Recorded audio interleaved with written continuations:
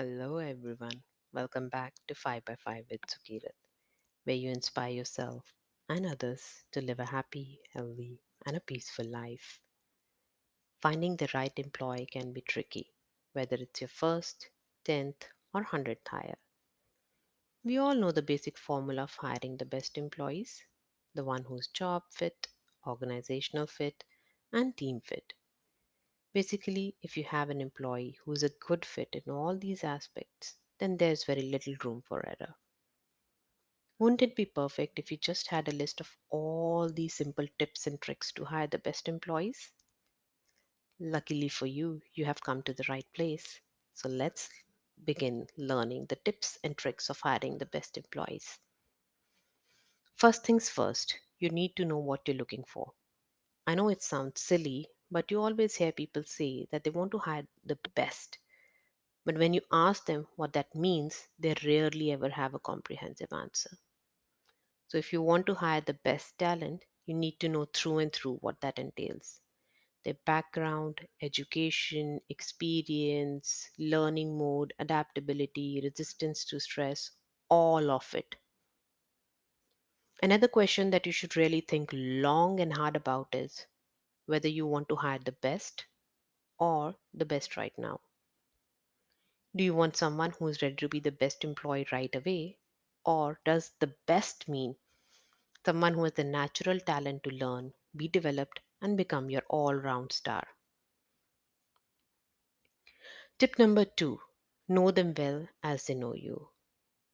If the candidate walking through the door is someone you would consider, then it would be someone who has at least done their research. They are prepared, have the answers to the questions, know about the company, its culture, vision, mission, about the job and its requirements. That's quite a candidate, though. But although they might seem good, you're looking for good, or are you looking for the best? So why not look from it from a different point of view? Why should a candidate know more about you than you do about them? Don't let that be the case. If you want to hire the best employees, study their resumes. Check out their online profiles.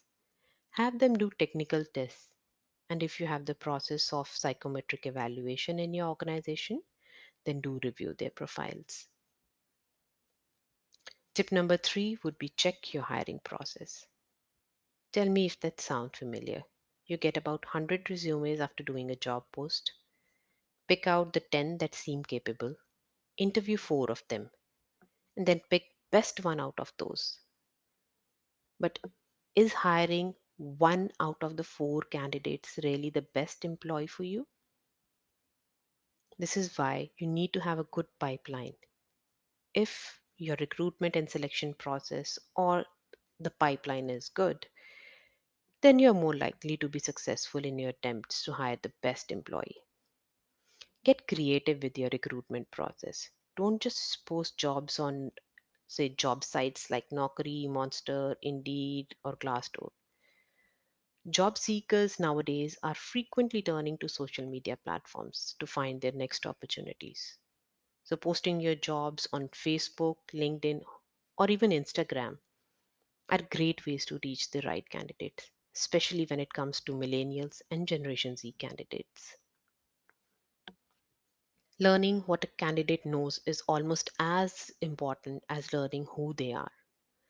Among the things you should watch out during the interview, some of the most important things are: if the a prospective employee focuses only on compensation, this is a red flag. Although everyone needs money and there is no shame in discussing the compensation, but a candidate fixated on the rewards is not going to be fixated on providing value. Another thing that you should look out for is their outbound attitude. What did the candidate think about their prior employer and the job? If they dislike their employer or the type of work that they were doing, this may be a problem. The main reason employees leave or search for another job is that they did not like their immediate supervisor. But this dislike may be employees' perception or poor people skills as well. Another key thing that you should look out for is How the employee came dressed for the interview. It tells you a lot about the candidate. The goal is to see if the way they dress is comparable to what you expect.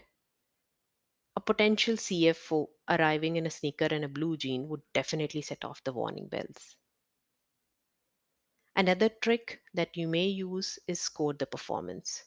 You may score people on appearance, personality, written skills, technical expertise in the jobs being considered, cultural fit, verbal skills, and overall rating, and finally, if the interviewer would like to consider the candidate for the hire or not.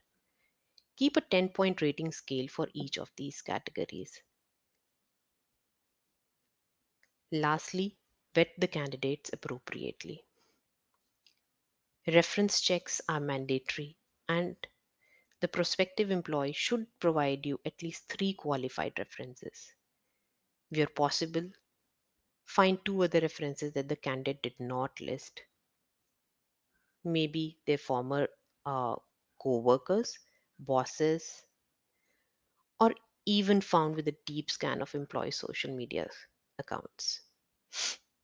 All right, friends, that's all for today. See you next Wednesday, where we'll be discussing about employer branding. Until then, stay tuned and keep inspiring yourself and others. Bye bye.